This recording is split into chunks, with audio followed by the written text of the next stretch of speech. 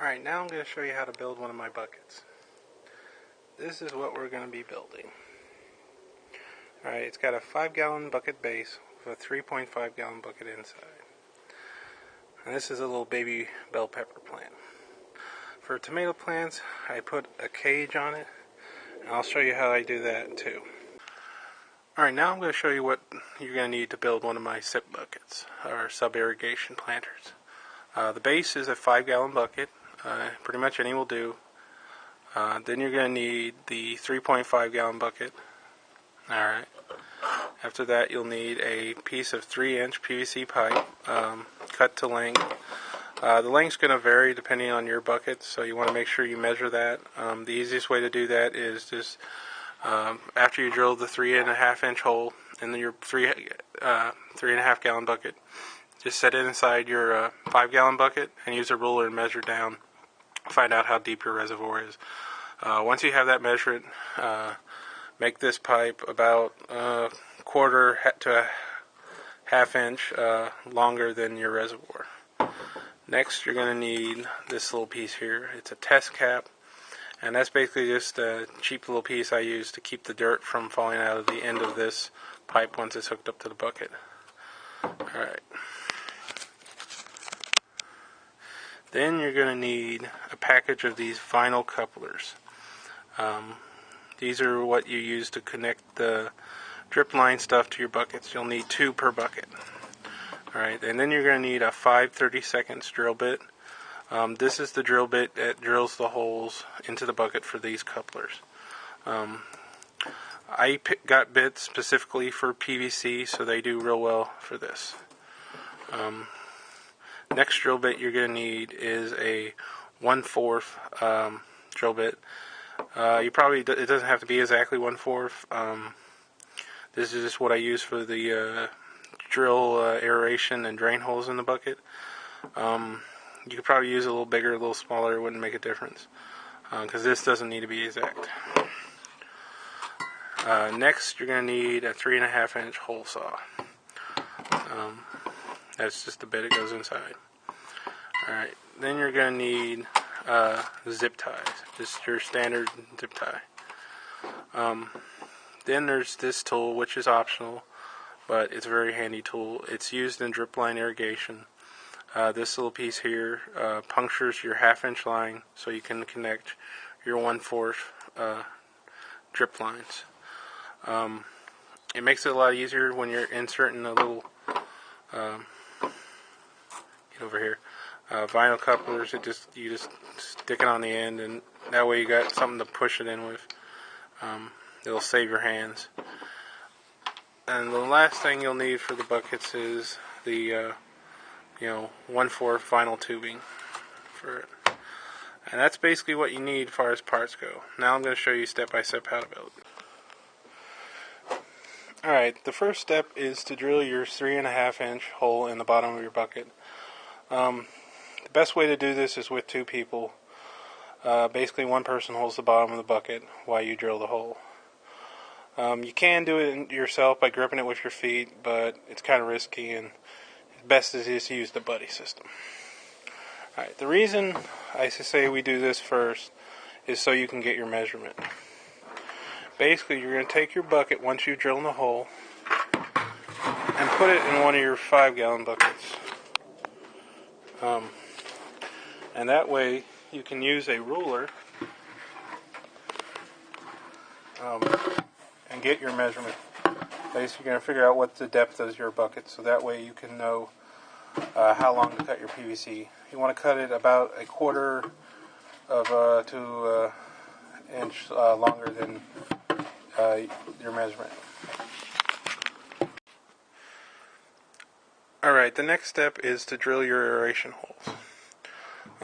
Basically, you just get your little 1/4 drill bit and start drilling holes. There's nothing really to it, you just drill holes. Alright, so now you're going to cut down your pipe to length. There's a lot of ways you can go about that. PVC handsaw, hacksaw. The downside to a hacksaw is it won't cut all the way through the pipe because of the top bar of the hacksaw. The pipe won't fit under it on most hacksaws, so you're going to have to cut about 75% through the pipe and then turn it and cut the rest of the way through.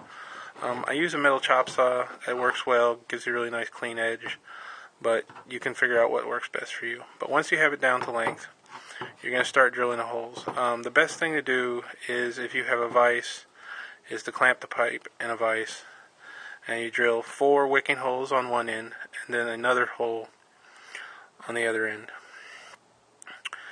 And you just do that on 4 sides of the pipe. So you should have something that looks like this.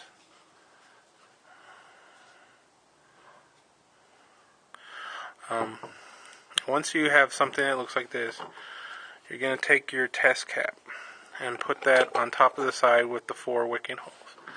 And then you're going to take a marker and mark the location of each hole. Now you want to make sure that you keep this in the same orientation when you put it back on, because unless you drill these other holes perfectly symmetrical, they probably won't match up. But after you mark them, you just drill them, look like something like that. And once they're drilled, you're just going to take a zip tie and thread it through.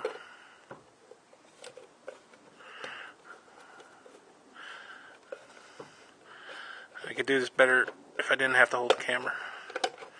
Okay, so yeah, more of the one-handed. Okay, yeah. Well, you get the idea.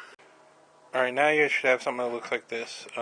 Basically, I've just cinched down the zip ties and nipped off the ends. The next thing we need to do is mark the location of these holes on the bottom of our 3.5 gallon bucket.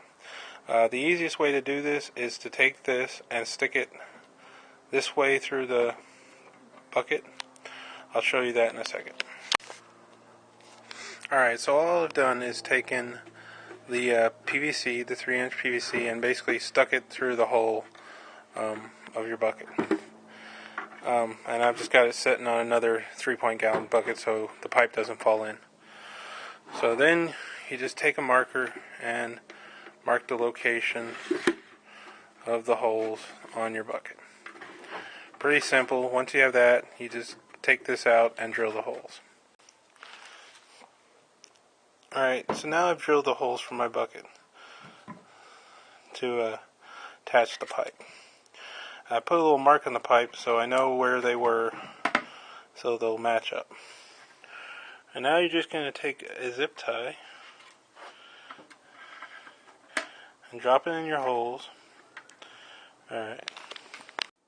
Alright, so now I'm going to show you how to attach the bucket. So basically, your zip tie goes into your bucket, and then you loop it around your pipe, and it comes out. Usually I don't have it out of the bucket like this, but I'm just doing this so you can see it.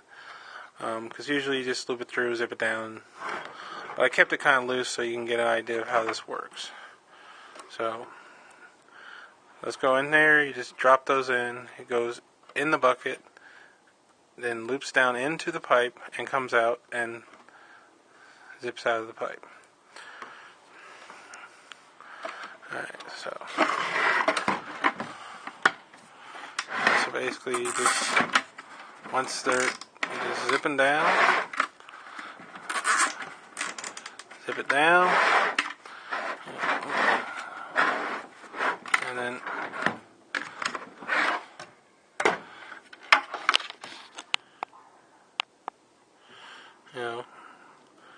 there you go. I think that was a tomato plant. Alright, the next step is drilling the 1/4 air holes / drainage holes.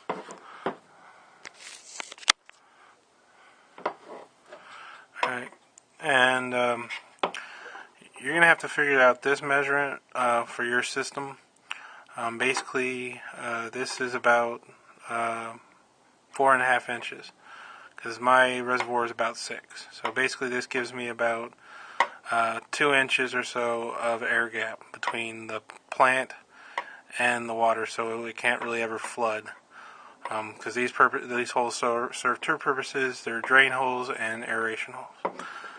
The next one you're going to drill is your little 5/32 hole, and that's what you put your little coupler into with your little tool. Alright. So that just goes on there, and then you just push it in. So I'll show you what it looks like after I put one in. Alright, so that's the little 1/4 fitting after it's been pushed in the bucket using our little tool. Alright, so now we have our finished bucket.